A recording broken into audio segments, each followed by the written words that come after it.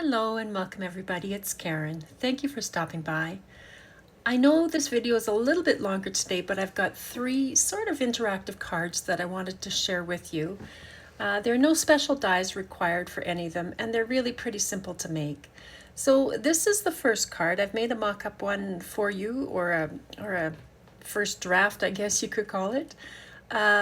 And as you can see, those three little semicircles are at the front, and they just add so much depth to the card. And there are so many things that you could put on this. Now, I have used the Bees and Butterflies collection from Paper Rose today, but obviously you can use whatever you've got in your stash. So here's the first card that I'm going to make with you. I have a 5 by 6 inch card base. Now I used 110-pound cardstock because you do want this to be quite sturdy.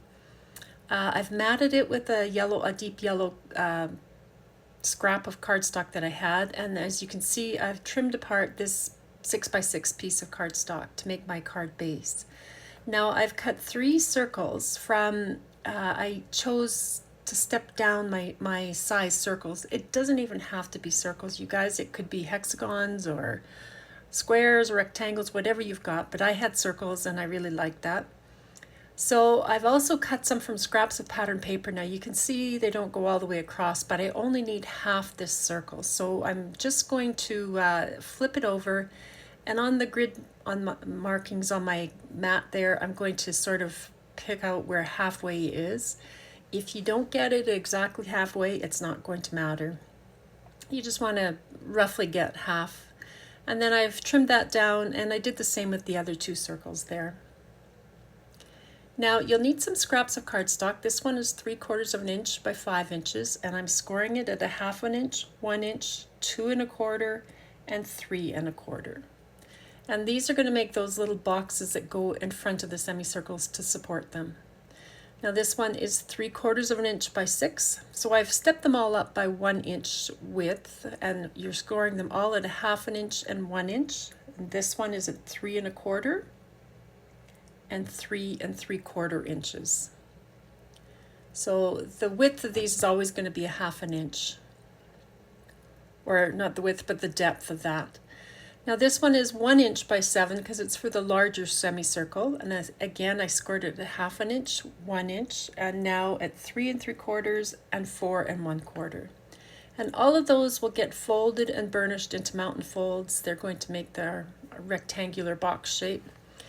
Now, I found the easiest way to do this is I keep these 2 small tabs to the right, and I'm going to add glue to the back of this. Now in Iced Images video, she did it slightly differently, so you may want to check that one out and see what you prefer, but I found this the easiest. I've got my card front or backing, I guess, on my mat, and I'm just kind of putting this rectangle in the center and making sure that it's pressed down to the bottom so that it will help stand up my card.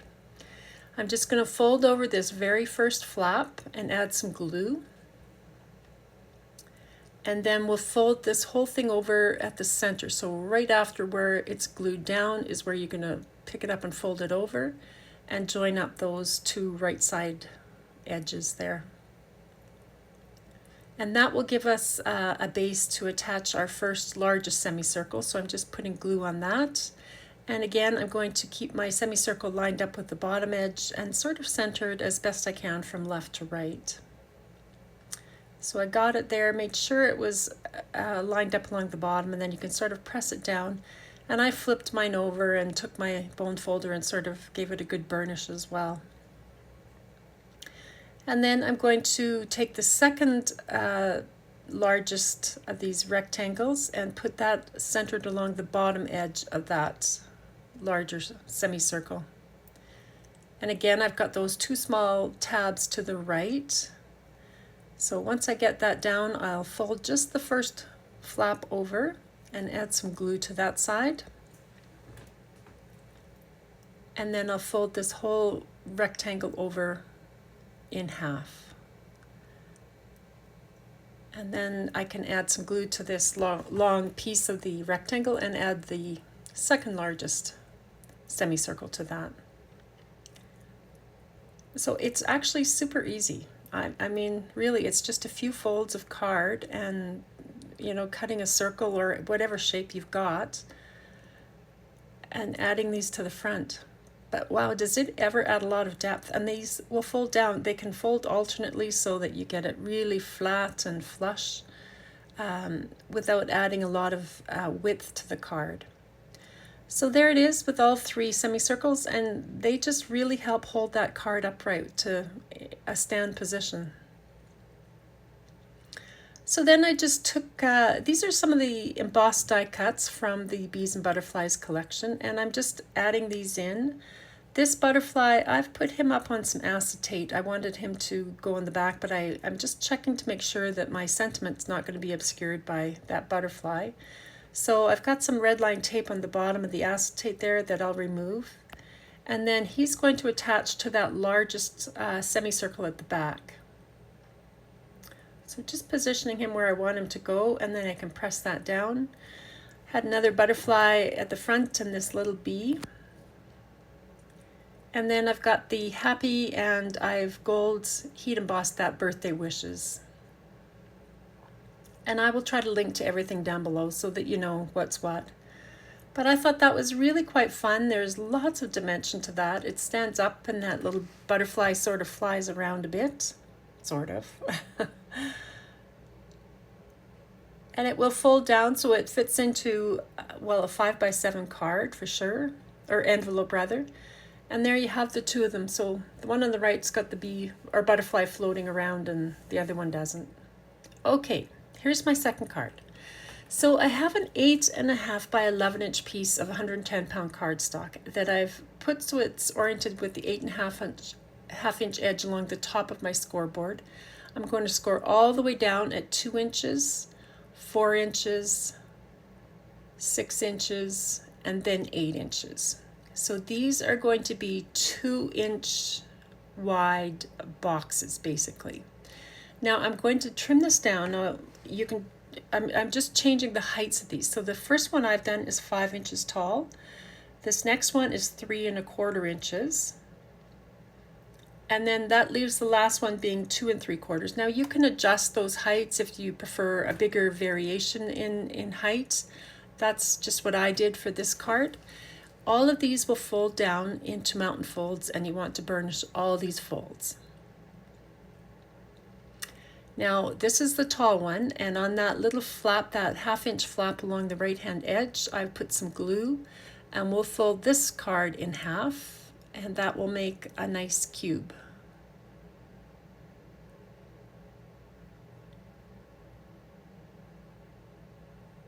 So there you have it. Now on these ones, before I folded them and glued them together, I've got some scraps of cardstock that I'm going to add on for panels. Now I've got the flap on this side, and the unpaneled edge is going to be this far out one away from that little 1/2 inch flap, if that makes sense, I hope. So that side is the side that will end up being glued. If you don't get that, it doesn't matter. But for me, I just like to have the seam pointing away from the front. So these are going to now attach to my tallest cube, and I like to keep that seam at the back. Not that it really matters, quite honestly, because when you see the end of this one, it's pretty full. But I'm going to put glue on this side without the pattern paper. Now it's going to line up with that bottom edge and that left-hand edge. I can't really see the right edge terribly well, but because we scored this all at the same time, it's all going to line up for sure. So just making sure that the bottom edge and the left-hand edge are nice and evenly lined up. And then you can really press that one down as well. And then we'll put glue on this piece of the middle-sized cube, and that's going to attach to the larger one right beside the one that we first glued down. And again, I'm just making sure the edges, the bottom edge and the right-hand edge on this one, making sure that those are nicely lined up. And you can press those down and give it a good burnish again. So now you've got this set of 3 cubes. Now if you fold those 2 patterned ones back, to one to the front and one to the back, this whole card will fold right down to be a 4 by 5 inch rectangle, which would fit in an A2 size envelope, but I'm going to add some stuff to this. Now there is room on the back to write a message, so you don't have to worry about that. And as you can see, I've just added some patterned paper to the front there. Now I just went through all my flower and leaf dies. I pulled them out, and I often have extras sitting in these envelopes that I keep them in, so I pulled all those out, and I did die cut a few more and just colored them in with some yellow ink. I just wanted a very yellow and cream card for this. The leaves I die cut from different shades of green cardstock, and as you can see, I've put everything up on little strips of acetate, including this happy and the wishes sentiment. Now, I think I'm showing you here these flower centers. I got these, I saw this on Positively Papercraft. She had a video using these. These are jewelry flower bead caps, I think they're called. And they're gorgeous. They really just add that shine to your flowers that is really quite fun. They're all different shapes and sizes. So as you can see here, they sort of have a slight curve to them, to some of them. Not all of them are as much so. And I just use a hot glue gun to attach them into my flowers. But they give a really pretty shine and sparkle to the flowers. Now, I realized after the fact that I needed something to attach all these flowers to, so I had to go back and put the cross pieces in because I hadn't put those in when I was making them. But these were simple. I took scraps again of cardstock. I made sure they were 3 inches wide, scored them at 1/2 inch and 2.5 inches so that they will fold in, and those will fit perfectly inside my 2-inch cubes.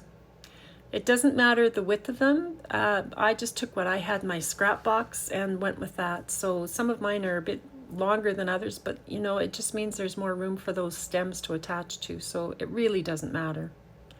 So I'm putting glue on the 2 flaps, and I did do both at once. You need to decide which way you want to orient these cross pieces. So I did the top ones opposite to the way the 2 bottom ones were done, just because of the way this whole cube system sets up or sits on the desk. So here I'm going across, just positioning them where I want them to go, and then I use my bone folder to really press them down.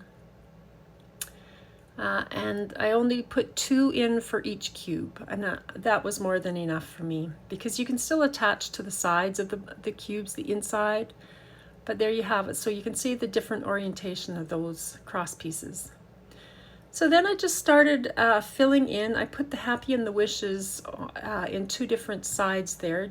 I didn't want to go past the height of an envelope, so I was being careful about that. But here I've just filled it in with as many of those flowers as I could fit in, and the leaves, and I just thought that was really pretty. It's like having 3 pop-up boxes in one. There is still lots of room on the back to write a message, and it stands up beautifully, and then you can fold it down as we showed before. Now this will fit a 5x7 envelope quite easily. So I just thought that was really a fun way to use those pieces of the bees and butterfly paper. I've added in these butterflies and I think a bee up here. And I had all those extra flowers primarily, which I thought was great to use up. So just kind of a fun idea there. Okay, so for my 3rd card, I'm using the large honeycomb die that I've die cut from some scrap white cardstock. And behind it, I've got a piece of acetate. Now, I'm going to use my Liquitex Gloss Heavy Gel that I am putting right through that homemade stencil. And then I've got these Pixie Sparkles Color Burst powders. Now, any Color Burst powder would work here. I just happen to have these 2 in a yellow, so I used that. Once you've got the powder down, you want to activate it by spritzing on a little bit of water until you see those colors spread and move. Now then I removed the stencil. You don't want to put too much water on or it may seep under your stencil.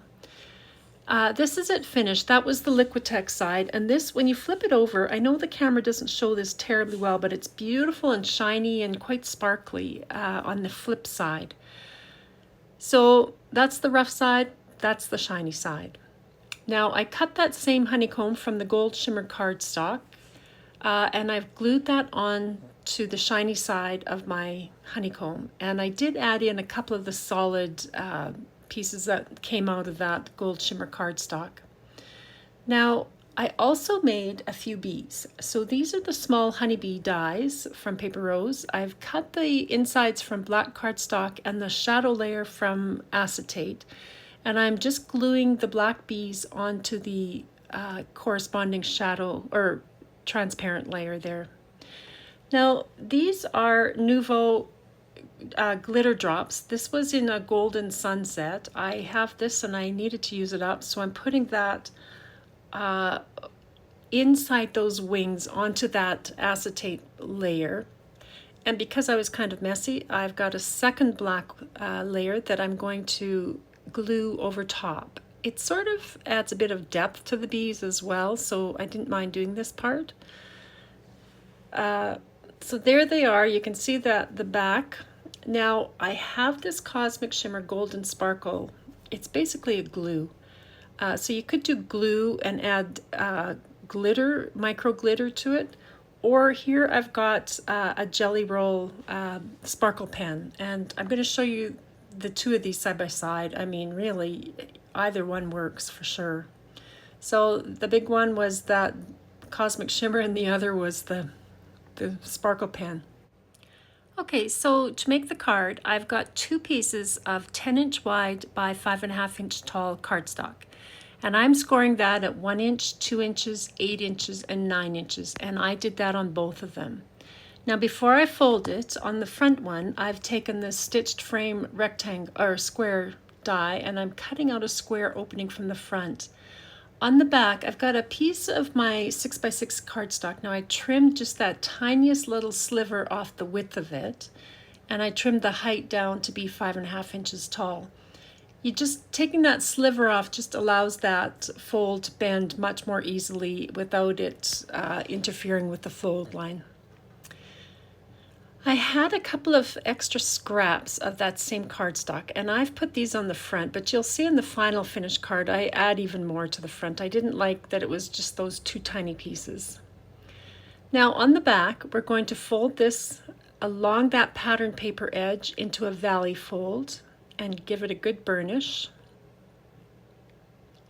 And then that first fold will fold back and away in a mountain fold. So basically, this is like making a bridge style card, what we're doing here. So here again, it's a valley fold next to the pattern paper, and then folding this edge flap away in a mountain fold. So that's what it should look like. Now the front is going to be just the opposite. So they're mirror images of each other. So this one we're going to do a mountain fold against that front center opening section. And then we'll do a valley fold on the outside flap. And we'll repeat that on the other side as well. So there's how it should look. And so these will go together and you'll see the depth that this actually gives this card. So that's probably 2 inches there. Now I cut a scrap of acetate to cover that opening. So whatever size opening you have, just cut a piece of acetate to cover it and have enough room for the double-sided tape to go. This honeycomb, there is the layered die that would go with it, but I needed to just trim out the one edge, and on the backs on this left-hand side here, I'm cutting a long section that will be a tab basically. So this is going to be sandwiched between those two layers of my card. So I put some red line tape on that tab I've created to the left, and I'm just going to make sure that it's lined up nice and straight along that left-hand edge and it's below the top edge. And once I've got it there, I can push my tape down and then remove the rest of the release paper. And so now my honeycomb is actually going to be floating on the middle of my card. Here I've put one of these bees up on some acetate and he will be attached to that right-hand edge and get sandwiched between the front and the back. So I've added all my bees in there. You see I've got 2 bees that are on acetate strips, and I've put a bit more red line tape on wherever I had acetate tabs. And then I'm going to put glue right over top of everything And I will attach this front section. It just lines right up with the back one.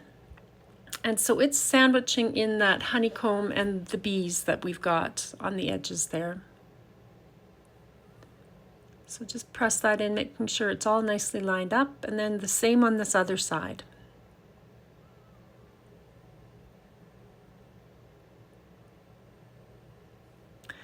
So this card stands up beautifully, and it will fold down. You can push both those edges in and it will fold down to go into a 6x6 card envelope. But it's so fun. When you pull these edges, those bees are flying in and out. And just imagine if you had like a birthday cake and some little animals going in and out, like you could do a child's birthday cake really easily. It could be, I don't know, cars racing, whatever you've got. So many things that it could be. So here you can see I'm just finishing up the decorating. I've added my sentiment. On the back, I added some more of those honeycomb pieces that I had. I had a whole pile of those and a fussy cut image from one of the papers. And on the front, I did add more pattern paper, as you can see along the bottom and on those side edges there. But I thought that was really kind of a fun card, and I think there's so many other ways you could use that interactive design. So thanks for stopping by, everybody. I hope that's given you a little bit of inspiration. I hope you'll give those a try, and I'll talk to you next time.